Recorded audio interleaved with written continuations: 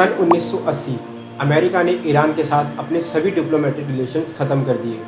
अगर अमेरिका को ईरान से कोई भी काम होता है तो Switzerland as a protecting power काम करता है। वहीं दूसरी तरफ अगर ईरान को अमेरिका से कोई काम होता है तो Pakistan as a protecting power काम करता है। नमस्कार दोस्तों, आज की इस वीडियो में मैं आपको ईरान और अमेरिका के कॉम्प्लिकेटेड रिलेशन को समझाऊंगा कि कैसे दो दोस्तों के बीच दरार आ गई और एक दूसरे के प्रति नफरत इतनी बढ़ गई कि दोनों देशों ने एक दूसरे के ऊपर ना जाने कितने सैंक्शंस लगा दिए। ईरान और यूएसए के रिलेशन किसी थ्रिलर मूवी से कम नहीं है। इसमें अप्स भी है, डाउन्स भी है, ट्विस्ट और टर्न सब कुछ है। दो दोस्तों के बीच की दुश्मनी है। आइए इस अलग सी कहानी को थोड़ा विस्तार से समझें। यूएसए और ईरान के रिलेशन जानने से पहले हमें वक्त में थोड़ा पीछे जाना पड़ेगा। जिस समय ईरान को पर्शिया नाम से भी जानते थे, इन दोनों के रिलेशन उस ज़माने के हैं, उतने पुराने हैं। लेकिन फिर अचानक ऐसा क्या हो गया कि दोनों के रिलेशन ऐसे हो गए कि दोनों एक दूसरे को देखना भी नहीं चाहते। तो बात है 1950 की।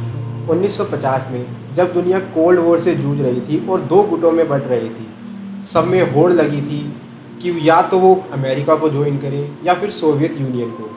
इस बीच ईरान और यूएसए के रिलेशन बहुत ही ज़्यादा मजबूत थे। यूएसए ईरान की हर फील्ड में मदद कर रहा था, यहाँ तक कि यूएसए ने ईरान को इकोनॉमिक और मिलिट्री सपोर्ट भी दिया। दोनों के रिलेशन इतने मजबूत थे कि जब ईरान ने अपनी ऑयल इंडस्ट्री को और मॉडर्नाइज करके उसे और बढ़ाने का सोचा, तब यूएसए ने उसकी पूरी मदद करी। वैसे ऑयल चीज़ ही ऐसी है कि कोई भी किसी की मदद करना चाहेगा।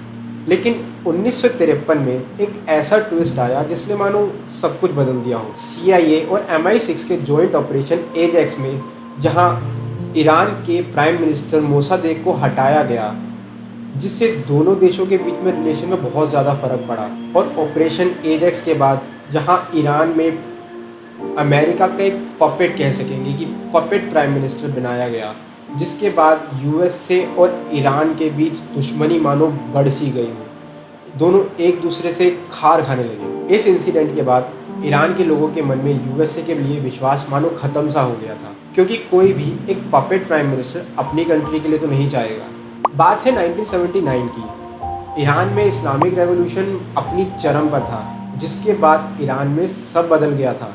शाह के जाने के बाद आयतुल्ला खुमानी ने इस्लामिक रिपब्लिक ऑफ ईरान की स्थापना की और इसके बाद हुए अमेरिकन एम्बेसी हॉस्टेज क्राइसिस, जिसने मानो दोनों देशों के बीच में एक बहुत गहरी खाई बना दी हो।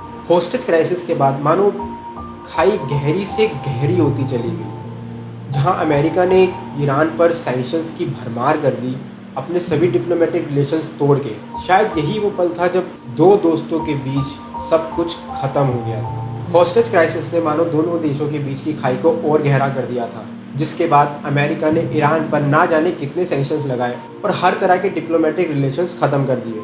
1980 की ईरान इराक वॉर ना सिर्फ मिडल ईस्ट बल्कि पूरी दुनिया को इफेक्ट करने वाली थी, और ऊपर से अमेरिका का इराक को सपोर्ट करना मानो आग में घी डालने के बराबर था, जिसके बाद बिगड़ते हुए रिश्ते और भी बदतर हो गए। 21वीं सदी के आगाज़ के साथ जन्म हुआ न्यूक्लियर टेंशन का। दुनिया भर के देशों ने, खासकर यूएसए ने, ईरान की हर न्यूक्लियर एक्टिविटी पर नज़र रखी और ईरान को न्यूक्लियर कैपेबल देश बनने से रोकने के लिए यूएसए ने और बल्कि पूरी दुनिया ने ईरान पर बहुत ज़्यादा सैंक्शंस लगाए।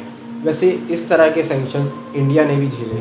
2015 के साथ शुरुआत हुई एक नए युग की, JCPOA के एग्रीमेंट के साथ। ईरान और दुनिया भर के देशों के बीच कुछ समाधान की उम्मीद बनी थी, लेकिन ये उम्मीद भी मानो कुछ ही दिनों की थी। 2018 में सिचुएशन वापस वैसी की वैसी ही हो गई, वो भी सिर्फ एक फैसले के बाद। जी हाँ, ट्रंप एडमिनिस्ट्रेशन का JCPOA से विड्रॉ करना मानो दो दोस्तों के बीच दोबारा वही खाई बढ़ाने वाली बात थी। लेकिन उसके बाद रिश्ते और बिगड़ते चले गए। जो लोग ये उम्मीद लगाए बैठे थे कि JCPOA के बाद ईरान और अमेरिका के बीच में रिलेशन फिर से नॉर्मल बनते दिखेंगे, वही सब कुछ बेकार होता चला गया। और हाल ही में इजराइल और हमास वॉर के बीच में ईरान का हमास को सपोर्ट करना मानो ये साबित करता है कि ये जंग चलती रहेगी।